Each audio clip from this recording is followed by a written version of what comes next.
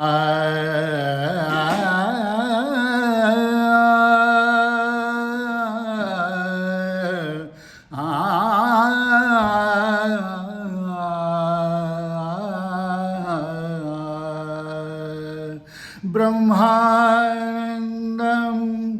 परमसुखदं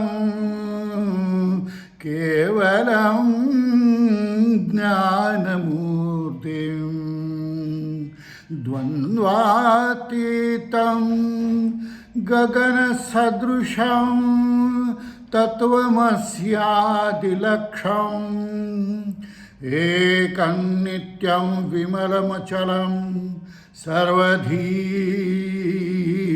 साक्षिभूतं भावातीतं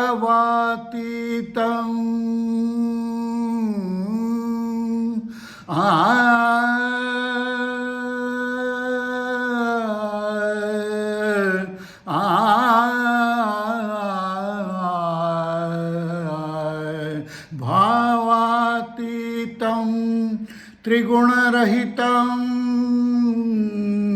सद्गुरुं तं नमामि।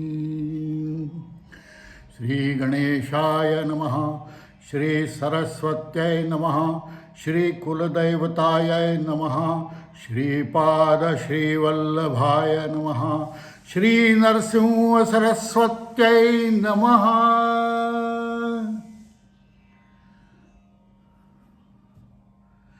सद्गुरूंना गायनाची प्रीती असल्यामुळं आजचं स्तवन गायनामध्ये घेतलेलं आहे. तर आता गुरुचरित्रात आपण पुढे जाणार आहोत. वैजनाथ क्षेत्री समस्त शिष्य तीर्थाटनाला गेलेले आहेत आणि गुप्तरूपाने श्रीगुरु त्या ठिकाणी राहिलेले आहेत. अशा वेळी एक ब्राह्मण मुनी त्यांना भेटण्यासाठी त्या ठिकाणी येतो. माथा चरणावर ठेवतो. माथा ठेवणी चरणावळी स्तोत्रे करी परोपकरी स्वामी माते तारी तारी अज्ञान सागरी बुडालो. शरण येतो त्यांना की म्हणतो मी अज्ञान सागरी बुडालेलो आहे ना, आपण मला या ठिकाणी आता वर काढा, प्रकाश दाखवा. खूप दिवस मी तप केले, गुरुसेवा खूप दिवस केली, परंतु मन काही स्थिर होत नाही. आता तुम्ही भेटले आहात, आम्हाला उपदेश करा. आणि असं म्हणता म्हणता त्या मुनींच्या डोळ्यामध्ये अश्रू येतात. दुःखे दाटला अमित चित्ती ऐके स्वामी गुरुराया. गुरु होता आपणासी एका अतिनिष्ठुर त्याचे वाक्य माते गांजिले अनेक अकृत्य सेवा सांगे मज. एका माझ्या गुरूंकडे मी होतो, परंतु अतिशय निष्ठुर असे ते होते, जे काही न करता येईल असंही ते मला सांगत असत आणि अतिशय मला त्यांनी गांजलं. त्यामुळे मी शेवटी तेथून निघून आलो. वेदाध्ययन सोडून, वेदशास्त्र अध्ययन सोडून बाकीचं सर्व ते सेवा करायला सांगित असत. तर्कभाष्यादी व्याकरण मला कधी त्यांनी शिकवलं नाही. तेव्हा श्रीगुरु त्याला म्हणतात की तुझं अंतःकरण अजून स्थिर झालेलं नाही. तेव्हा ऐक, होतो तया गुरुपाशी बोले माते निष्ठुरेसी कोपून आलो तयावरी. मी त्याच्यावर रागावून आता तुमच्याकडे आलेलो आहे, तुम्हाला शरण गेलेलो आहे. श्री गुरुमूर्ती हसतात. ते म्हणतात कसा रे तू ब्राह्मण, तू तर आत्मघातकी आहेस. एखादा मूर्ख आपले करी मळ विसर्जी देहावरी आपले अदृष्ट ऐसे परी म्हणून सांगे सगळी का. असं असत नाही. तुझं अंतःकरण अतिशय अपशकुनी अशा प्रकारे झालेला आहे. तू गुरुद्रोही आहेस हे तुझ्या लक्षातही येत नाही. अल्पबुद्धी आहेस. आपल्या गुरुचे गुणदोष तू उच्चारतोयस आणि तेही आनंदाने मला सांगतोयस. गुरुद्रोह जो करी तो रवरव घोर नरकी जाई असं वाक्य लक्षात ठेव. कधीही गुरुचा द्रोह नाही, कधी गुरुविषयी वाईट कधीही बोलायचं नाही. गुरुद्रोही जोका नर त्यासी नाही, हे पर ज्ञान कैसे होय सादर तया दिवांध नरासी. जो जाणे गुरुची सोय वेशशास्त्रादी त्वरित होय, तो सर्वज्ञ शीघ्र होय गुरुसंतुष्ट होताची. गुरुला संतुष्ट केल्यानंतरच वेदशास्त्रादी सर्व काही समजू शकतं, तोपर्यंत नाही समजू शकत. आणि असा जो असेल त्याच्याद्वारे अष्टसिद्धी राहतील. तेव्हा तू हे लक्षात ठेव की गुरुचा द्रोह नाही. करुणावचन ऐकोनी श्री गुरु म्हणतो, ऐकमुनी तू ते सांगेन विस्तारुनी गुरुसेवा निधान. विधान कसं आहे गुरुसेवेचं सांग, मी तुला सांगतो. आणि मग त्यांनी 2-3 कथा त्याला सांगितल्या. धौम्य ऋषी होते आणि त्यांना 3 शिष्य होते. ते वेदाभ्यास करण्यासाठी या धौम्य ऋषींकडे आलेले होते. एक होता अरुणी पांचाळ, दुसरा वैद आणि तिसरा उपमन्यू. सेवा करीती विद्या मिळावी म्हणून ते सेवा करत असत गुरूंची. पूर्वी गुरूंची अशीच पद्धत होती. शिष्याकरवी सेवा घेती अंतःकरण त्यांचे पाहती, कैसे निर्वाण शिष्याचे पाहून या अंतःकरण. अंतःकरण कसं आहे हे याचा ते पहिला शिष्याची परीक्षा पाहत असत. आता परीक्षा पाहण्यासाठी काय केलं पाहत. आणि अरुणी पांचाळ जो होता त्याला सांगितलं, एके दिवशी निरोप दिला, ऐकत विजय एकचित्ते शिष्यासी म्हणे, धौम्य मुनी अजिद्वा जाओनी राणी वृत्तीस न्यावे, तडाग पाणी जववरी भूमी तृप्त होय. जा शेतात जा आणि या शेताला भरपूर पाणी देऊन ये.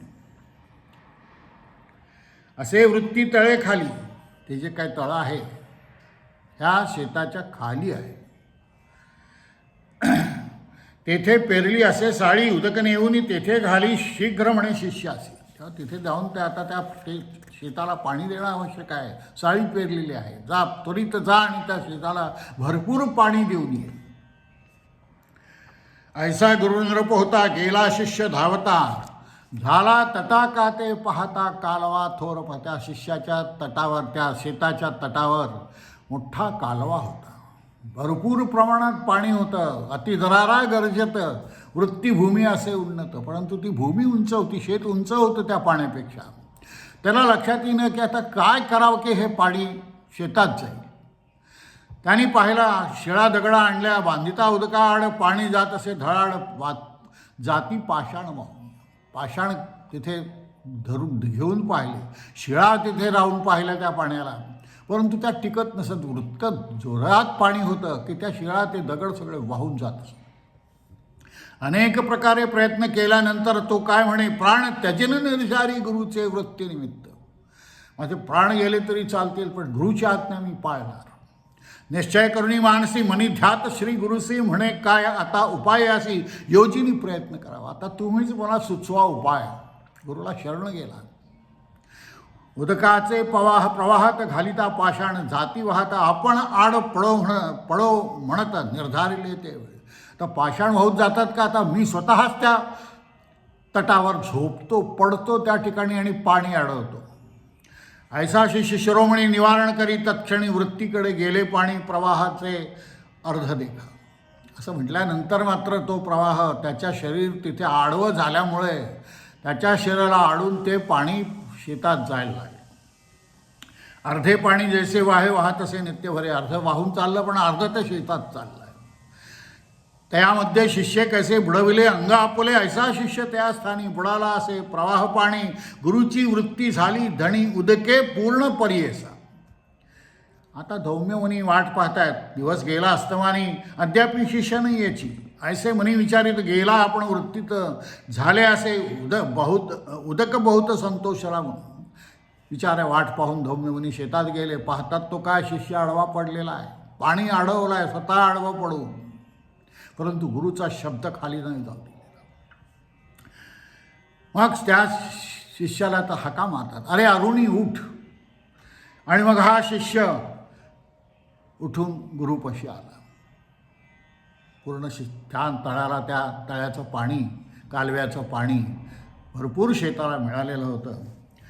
आणि मग असं इतका त्याचा त्याग पाहून, इतकी त्याची तळमळ पाहून धौम्य मुनी त्याच्यावर प्रसन्न होतात. येणे करुणी करुणावचनी पाचारितसे धौम्यमुळी शब्द पडे शिष्यकानी. मग तेथून निघाला. गुरुचा शब्द ऐकल्याबरोबर मग शिष्य मात्र उठला. त्याने गुरुने हाक मारली तर उठलं पाहिजे. येऊन या श्रीगुरुसी नमन केले भावैसी. धौम्य मुनी महाऋषी आलिंगुनी आश्वासला. शिष्याला मिठी मारली वरदिधला तेवेळी ऐक शिष्या स्तवमोळी, तू ते सकळ विद्या आली वेदशास्त्रा व्याकरण, वेदशास्त्र व्याकरण आदी सर्व तुला काही आलेलं आहे आता. ऐसे म्हणता तत्क्षणी झाला विद्यावंत ज्ञानी, लागत असे गुरुचरणी भक्तिभावे करून या. आणि मग धौम्यमुनींनी त्याच्यावर कृपा केली. आता पुढचा, त्याच्यावर कृपा झाली, तो गेला, त्याला संसार करण्याची आज्ञा श्रीगुरूंनी दिली धौम्यमुनी.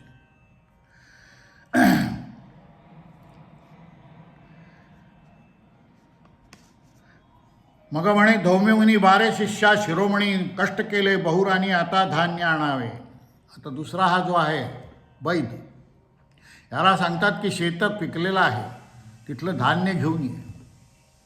हा गेला, एक गाडा दिलेला होता त्याला. गाडा घेऊन तया जुंपोनिया रेडा येणेपरी घेऊन गाडा आला शेताजवळीक. दोन खंडी साळीसी भरली शिष्य गाडी आसी, एकीकडे रेडी आसी जुंपोनी ओढी आपण. तर गाड्याला एक रेडा आहे, त्या रेड्यात ते धान्य भरलं त्या गाडीमध्ये आणि ओढायला लागले. जमेना, तो रेडा चिखलामध्ये रुतून गेला. एक रेडा चाले शिग्रेसी न ओढवे त्यासरशी मग आपुले कंठासी बांधिता झाला जू देखा. तेव्हा शिष्याने काय केलं, वैद्यनी ते जे जू होतं ते आपल्या गळ्यावर घेतलं. सत्राने त्यासरशी चालता झाला मार्गासी, रेडा रुतला चिखलासी आपले बळे ओढत असे. रेडाने नाही ओढतायत का, मी ओढतो. चिखली रुतला रेडा म्हणून चिंता करी बहुमनी, आपण ओढी सत्राणी गळा फास पडे तैसा. सोडोनिया रेड्यासी काढिला गाडा बाह्य प्रदेशी, ओढिता आपण गळा फासी पळुनी प्राण त्याजू पाहे. इतके होता निर्वाणी सन्मुख पातला धौम्यमुनी. हे सगळं धौम्यमुनीनं काय समजत नव्हतं का? गुरुला सगळं समजत असतं, ते तुम्हाला दाखवत नाहीत की त्यांना काय समजलेलं आहे. तुमच्यातले सर्व अवगुण, तुमचे सर्व गुणदोष, तुमचं सर्व हिस्ट्री पूर्ण त्यांच्याकडे शेकडो वर्षांची, अनेक जन्मांची असते. तुम्हाला जरी वाटलं की आपण गुरुपासून काही लपवत आहे, काहीही लपत नाही, हे लक्षात ठेवा. सन्मुख पातला धौम्यमुनी या शिष्या ते पाहुनी कृपा अधिक उपजली. त्यांना अत्यंत प्रेम आला की काय हा स्वतः रेडा रुतलता स्वतःच्या गळ्यावर जू घेऊन हा ओढतोय. आलिंगन या करुणा बहुत वर दिधला बहुमता, ते संपन्न तुमची वेदशास्त्री वर देतात तत्क्षणासी. अत्यंत करुणा आली त्या शिष्याची, पहा आपल्यासाठी हा काय करतोय. आणि मग करुणा येऊन त्याला संपन्न तुची वेदशास्त्री असा वर दिला. वर देतात तक्षणाशी सर्व विद्या आली त्यासी, निरोप घेऊन गेला घराशी शिष्य वैद्य परेसा. आणि मग वैद्य आपल्या घरी गेला. सर्व मेवा त्याला मिळाला, सर्व विद्या असा निपुण तो झाला, वेदशास्त्र संपन्न झाला. तिसरा शिष्य उपमन्यू. आता या तिसऱ्या शिष्याची कथा पहा. सेवेविषयी बहुगुण गुरुसेवा शुश्रूण बहुत करी परियसा, त्यासी बहुत आहार म्हणून विद्या नाही स्थिर. अतिशय त्याला खाण्याचं वेळ होतं आणि खाणं प्रचंड असल्यामुळे विद्या त्यापाशी येत नव्हती. त्यासी विचारी गुरुवर काय उपाय करावा. तो गुरुला विचारतो की मला इतकी भूक लागते, इतकं सगळं होतं, मला विद्या मात्र काही येत नाही, मी काय करू सांगा. त्यासी म्हणे धौम्यमुनी तू ते सांगेन ऐके कानी, नित्य गोधने नेऊनी रक्षण करी वनामध्ये. हे गोधन आहे सगळं आपल्या आश्रमाचं. रोज रानामध्ये जा, वनामध्ये जा आणि या गोधनाचं रक्षण, त्यांना चारा केलं. ऐसे म्हणतात तत्क्षणी नमन केले त्याचे चरणी, गुरे नेऊन या राणी ती चालली बहुत दिवस. रोज मग तो गुरे घेऊन रानात जात असे. क्षुधा लागली तर शीघ्र आणली घराशी. क्षुधा लागली म्हणून पुन्हा परत घेऊन आला. तर कोपे गुरु तेयासी म्हणे शीघ्र येतोसी का, सविता जाय अस्तमानी तववरी गुरु असो ते राणी. सूर्य मावळत नाही तोपर्यंत घरी यायचं नाही. तेव्हा जा प्रतिदिनी पुन्हा येणेपरी प्रतिदिनी वर्तावे तो म्हणत असे. अंगीकारोनी शिष्यराया गुरे घेऊन गेला वनात, क्षुधा क्रांत होऊन या जाणार. त्याला प्रचंड भूक लागत असे, पण काय करणार, वनात काय करणार. चरती गुरे नदी तीरी आपणच तेथे स्नान करी. तिथे मग जी काय विप्रांची घरं होती तिथे जाऊन तो भिक्षा मागून आणत असे आणि मग भोजन करत. भूकच आवरत नव्हती. वर्तता असता निरंतरी धौम्य मुनी पुसत असे. गुरु म्हणे शिष्यासी, तू नित्यगा उपवासी, तुझा देह कसे पुष्टीसी. अरे तू तर रोज उपवास आहे तुझा, काय मिळत नाही तुला तिथे, आणि तरीही तू दिवसेदिवस पुष्ट कसा काय होतोयस. कवण्या गुणे होतस. ऐकोनी गुरुचे वचन, सांगे शिष्य उपमन्यू. भिक्षा करुणी भोजन विप्रा घरी तेथे देखा. मी भिक्षा करतो तेथे आणि मग खातो. भोजन करुणी प्रतिदिवशी गुरे चारवणी येते निशी. श्री गुरु म्हणती त्याशी, अरे आम्हाला सोडून तू भिक्षा करत जातो आणि आम्हाला सोडून तू खातो एकटा. असं कर, उद्यापासून भिक्षा मिळाली की मला आणून देत जा. गुरु निरोपे येणे दिवशी नेली गुरे रानासी. मागे भिक्षा नित्यदेशी दिधली ठेवूनी घरात. घरी त्या ते भोजन कधी न हो परिपूर्ण. पुन्हा जाऊन आपण भिक्षा करून जेवत असे. एकदा भिक्षा करून मग घरी जेवत, पण त्याचं पोट भरत नसे. तो पुन्हा परत जाय आणि पुन्हा भिक्षा मागे. भिक्षा नित्य भिक्षा वेळ दोन्ही. पहिली देवनी सदनी, दुसरी आपण भक्षणी. पहिले आश्रमात देत असे आणि मग दुसरी भिक्षा आपण खात असे. येणेपरी क्वचित काळ वर्तता झाला महास्थूळ. एके दिवशी गुरुकृपाळ पुसत असे शिष्याशी. शिष्य सांगे वृत्तांत, जेणे आपली क्षुधा क्षमत नित्य भिक्षा मागत वेळ दोन्ही म्हणत असे. एक वेळ घरासी आणून देतो प्रतिदिवशी. दुसरी भिक्षा स्वेसी करीतो भोजना आपण. असे म्हणतात धौम्य मुनी. तर मग काय धौम्य मुनी परीक्षाच पाहायची आहे शिष्याची. ते त्याच्यावर पुन्हा कोपतात की दोन्ही वेळची भिक्षा इथे आणून देत जा, तो एकटाच खातो तिथे पुन्हा. गुरु निरपी येणेपरी दोन भिक्षा देऊनी घरी. कैसा शिष्य निर्धारी मनी क्लेश न करीच.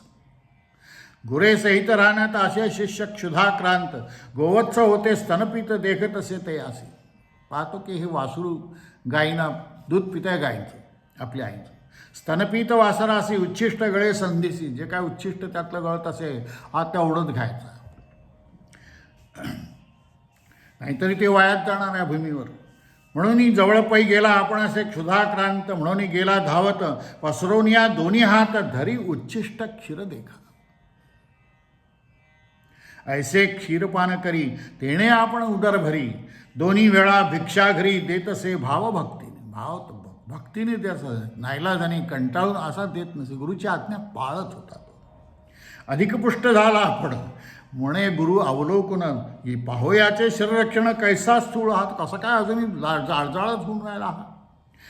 मागुती पुसे त्याशी कवणेरी ती पुष्ट होसी. सांगले आपल्या वृत्तांत असे उच्छिष्ट क्षीरपान करतो. सांगतो तो मी उच्छिष्ट क्षीरपान करतो.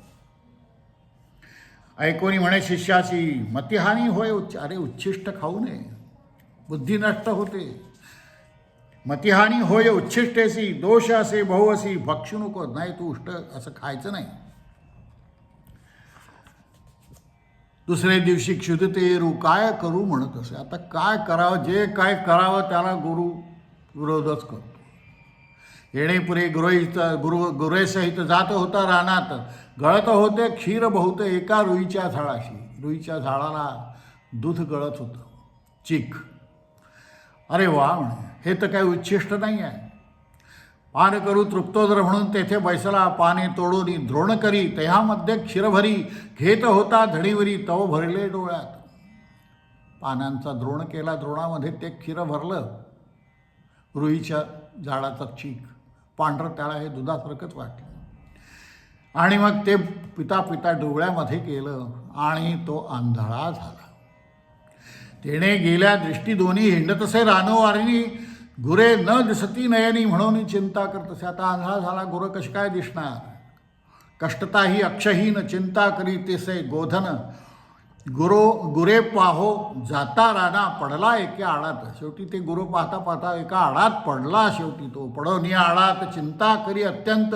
गुरे गेली आता सत्य. गुरु बोलेल मज लागे. अरे अरे अरे आता काय करायचं, मला गुरु आता बोलणार, कसं रक्षण करणार मी. मला दिसत नाही, मी आडात पडलो आहे. पडला शिष्य ते स्थानी. दिवस गेला अस्तमानी. दिवस मावळला. चिंता करी धौम्य म्हणे अजूनही शिष्य न याची. म्हणून गेला रानासी.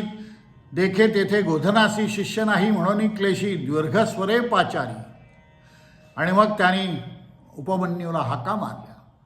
तो दिसत तर नाही आहे, गुरा आहेत याचा अर्थ तो इथून गेलेला नाही. पाचारिता धौम्यमनी ध्वनी पडली शिक्षकानी, प्रत्युत्तर देता तक्षणी जवळी गेला कृपाळू. आडातूनच त्यांनी आपल्या गुरूंना संबोधित केलं. ऐकून या वृत्तांत उपजो कृपा अत्यंत. अश्विनव देवस्तवी म्हणत निरोपती धरा ते वेळी, अश्विनव देवाम ध्यायमनी दृष्टी आली दोन्ही नयनी, झाला गुरु सन्मुख गुरूंची कृपा झाली.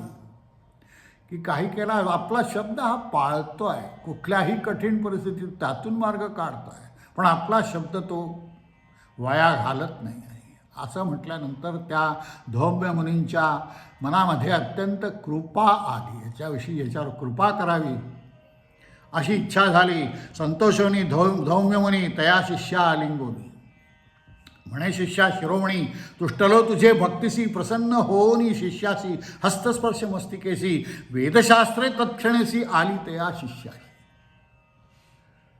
गुरूंचा हस्तस्पर्श झाल्याबरोबर या शिष्याला सर्व वेदशास्त्र ज्ञात झाले. गुरु म्हणे शिष्याशी, जावे आपल्या घरासी, विवाह करुनी सुखेसी नांदत असा म्हणत असे. आणि मग त्या उपमन्यूला गुरूंनी निरोप दिला, धौम्य म्हणून निरोप दिला आणि त्याला सांगितलं की तुझी कीर्ती होईल. तुझा एक शिष्य पुढे जन्मेजय रायासी, तोच करील उपदेशासी, मारेवील सर्पासी याग करुनी परियेसा. जन्मेजय राजाचं तो लक्षण करेल. जन्मेजय रायासी तोच करील उपदेशासी, त्याला तो उपदेश करेल. मारविल सर्पासी याग करुनी परियेसी, तो उत्तंग जाऊनी पुढे केला सर्पयज्ञ, जन्मेजया ते प्रेरून समस्त सर्प मारविले. हा शिष्य कुठे पोचला गुरुची कृपा झाल्यानंतर. कृपा काय असते याचा अनुभव घ्या तुम्ही आणि त्यासाठी गुरुची याचना करा, गुरुची सेवा करा, गुरुची भक्ती करा. आपलं काय होतं आहे, गुरुनी एक सांगितलेलं असतं आणि आपण हे चांगलं आहे ते चांगलं आहे, मग रामरक्षा म्हणायला काय हरकत आहे, मग गीता रोज वाचायला काय हरकत आहे, असं म्हणून ती गुरुनी सांगितलेली जी काही असते साधन ते सोडून बाकीचं साधन जास्ती वाढत जातं आणि गुरुचं साधन 25% आणि बाकीचं 75% असं व्हायला लागतं हळूहळू. आपण या प्रकारामध्ये गुरुची अवज्ञा करतो हे आपल्या लक्षात येत नाही. गुरुनी सांगितलं तेवढंच करायचं, त्याच्या बाहेर आत एकही अक्षर नाही. हे लक्षात ठेवा, गुरुची सेवा इतकी सोपी नाही आहे. प्रचंड कष्ट आणि प्रचंड मानसिक तयारी करावी लागते. ही तयारी तुम्ही करा. हे ज्या कथा सांगितलेल्या आहेत की अत्यंत विपरीत परिस्थितीत सुद्धा गुरुचा शब्द त्यांनी मोडू दिलेला नाही. हे तिन्ही शिष्यांची उदाहरणं मुद्दाम श्रीगुरूंनी सांगितलेली आहेत. त्या ब्राह्मण मुनीला का सांगितली तर, अरे बाबा, तू जो गुरुला सोडून आलेला आहेस, तू किती प्रचंड तुझं नुकसान करतोयस, आत्मघातकी आहेस तू, हे सांगण्यासाठी या सर्व कथा गुरुनी त्या ब्राह्मण मुनीला सांगितलेल्या आहेत. ऐसे परी श्री गुरुशी विनवी ब्राह्मण अतिहर्षी, नमुनी निघे वैराग्यासी, निश्चय केला प्राणजाणू. हे सांगितलं. या कथा ऐकल्यानंतर त्या गुरुमुनीला, ब्राह्मण मुनीला लक्षात आलं की काय आपण कुठे चुकलो आहोत. निश्चय केला प्राणतोच, मी प्राणसुद्धा त्याजित करीन, पण आता माझ्या गुरुपाशी मी पहिले जाईल. अनुतप्त झाला तो ब्राह्मण, निर्मळ झाले अंतःकरण, अग्नी लागता जैसे तृण भस्म होय तत्क्षणी. असा तो त्याला अत्यंत पश्चात्ताप झाला की आपण काय केलं, आणि मग त्याचा अंतःकरण निर्मळ झालं. अग्नी लागता जैसे तृण भस्म होय तत्क्षणी. तृणाला अग्नी लागला की ते तृण कसं भस्म होतं, तसं ह्याचं मन एकदम निर्मळ झालं. जैसा कार्पा सराशी वन्ही लागता परियेसी, जळूनी जाय त्वरितसी, तैसे तयाचे जाहले. या कारणे पापासी अनुतप्त होता परियेसी, क्षालन होईल त्वरितेसी, शतजन्मीचे पाप. पश्चात्ताप हा पापावरचा सगळ्यात मोठा उपाय आहे. अगदी मनापासून वाटलं पाहिजे की हे आपण पाप केलं आहे आणि हे चुकीचं केलं आहे आणि आता इथून पुढे माझ्या हातून असं काही होणार नाही. इतका प्रचंड पश्चात्ताप तुम्हाला झाला तर त्या पापाची निष्कृती होते, त्यातून तुम्ही क्षालन होत, तुम्ही बाहेर पडता. निर्वाण रूपे द्विजवर निघाला त्याजू कलीवर ओळखले गुरुवर पाचारिले ते असे. आता गुरूंच्या लक्षात आलं की ह्याला पूर्ण पश्चात्ताप झालेला आहे आणि हे गुरुनी ओळखून त्याला बोलावण्या विप्रासी निरोप देती कृपेसी. न करी चिंता तू मानसी गेले तुझे दुरित दोष. काही चिंता करू नको, तुझे सगळे दोष गेले आहेत. आता वैराग्य आलंय तुझ्या मनी, वैराग्याशिवाय काही नाही. मी सगळं करतो आणि वैराग्य मला आलं नसेल तर माझ्या या आत्मज्ञानाच्या खटपटीला काही उपयोग नाही. मी तुम्हाला सांगितलं, मला जो माझा पहिला उपदेश होता त्यात त्यांनी सांगितलं की जोपर्यंत वैराग्य येत नाही तोपर्यंत माझं नखसुद्धा तुला दिसणार नाही. इतका कटाक्षाचा उपदेश माझ्या गुरुनी मला केला आणि मी तो धारण केलेला आहे. वैराग्य उपजले तुझे मनी, दुष्कृत गेले जळोनी. सगळी पापं तुझी क्षालन झालेली आहेत. एकचित्ते करुणी स्मरी आपले गुरुचरण. एकचित्त करणे आपल्या गुरूंचं चरण स्मरण कर. ते वेळी श्री गुरुसी नमन केले चरणासी. जगद्गुरु तूची होसी त्रैमूर्तीचा अवतार. तव कृपा होय जरी पापे कैसी शरीरी. उदय होता तमारी अंधकार कैसा राही. आता मग असा उजेड पडल्यानंतर, हा एवढा प्रकाश पडल्यानंतर उदय होता तमारी अंधकार कैसा राहणार.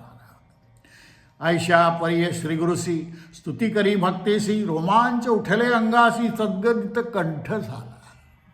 कंठ रोमांच, अंग रोमांचित झालं, कंठ सद्गदित झाला. निर्मळ मनेसी त्यावेळी माथा ठेवी. चरण कमळी विनवी तसे करुणा बहाळी. तारी तारी श्री गुरुराया. देखोनी निर्वाण देखोनी अंतःकरणी मस्तक ठेवी. दक्षिण पाणी ज्ञान झाले तत्क्षणी तया ब्राह्मणासी पर्येसा. वेदशास्त्रे तात्काळ मंत्रशास्त्रे आली सकळ. प्रसन्न झाले गुरुद्याळ काय न्यून त्या प्रसाद. गुरु महाराज स्वतः प्रसन्न झाल्यानंतर त्या बिचाऱ्याला काय कमी आहे हो. सगळं काही त्याला तत्क्षणी प्राप्त झालं. परिसलागता लोहासी होय सुवर्ण 52 कशी. तैसे तया ब्राह्मणासी ज्ञान चहाले पर्येसा. आनंद झाला ब्राह्मणासी श्रीगुरु निरोपिते तयासी. आमचे वाक्य पर्येसी. जाय त्वरित गुरुजवळ. जा ताबडतोब आता गुरुच्या जवळ जा. ऐसे परी गुरुमूर्ती त्या ब्राह्मणा संबोखिती. निरोप घेऊनी त्वरिती गेला आपल्या गुरुपाशी. आता आज्ञा मोडण्याची धाडस आहे का त्याचं. निरोप देवनी ब्राह्मणासी श्रीगुरु निघाले पर्येसी. आले भिल्लवडी ग्रामासी भुवनेश्वरी सन्निध. आणि मग त्यांच्या लक्षात आलं श्रीगुरूंचे की आपलं इथलं वैजनाथचं काम संपलेलं आहे, आपण प्रकट झालो आहोत. तेव्हा आता इथून निघा. आणि मग तिथून ते भुवनेश्वरी सन्निध असलेल्या भिल्लवडी ग्रामात आले. कृष्णा तटीच्या तटाकस्थानी औदुंबर वृक्ष पर्येसा. श्रीगुरु राहिले गुप्तेसी एकचित्ते पर्येसा. सिद्ध म्हणे नामधारकासी. राहिले श्रीगुरु भिल्लवडीसी. महिमा वाढली बहुवसी प्रख्यात गेले सांगून. म्हणून सरस्वती गंगाधर सांगे श्री गुरुचरित्र विस्तार. ऐकता होय मनोहर सकळाभीष्टे साधती. अशा प्रकारे सरस्वती गंगाधर श्री गुरुचरित्राचा विस्तार करतो आहे. आणि अतिशय पवित्र अशा या गुरुचरित्रावर कामधेनू आहे ती.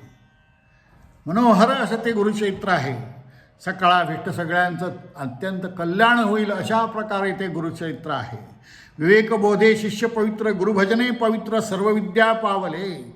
जे जे कोणी या गुरुचरित्राचा अभ्यास केलेला आहे ते विवेकाला प्राप्त झालेले आहेत आणि सर्व अभ्यास सर्व विद्या या शिष्यांना प्राप्त होईल. अशा प्रकारे या ठिकाणी ही कथा आपण संपवतो आहोत. अतिशय अवीट अशा कथा आहेत खरोखरच. काषाय वस्त्रं करदंडधारिणं कमंडलुं पद्मकरेण शंखं चक्रं गदाभूषितभूषणाढ्यं श्रीपादराजं शरणं प्रपद्ये. सद्गुरु श्री नरसिंह सरस्वती स्वामी महाराज की जय. सद्गुरुभ्यो नमः. सद्गुरुभ्यो नमः. सद्गुरुभ्यो नमः.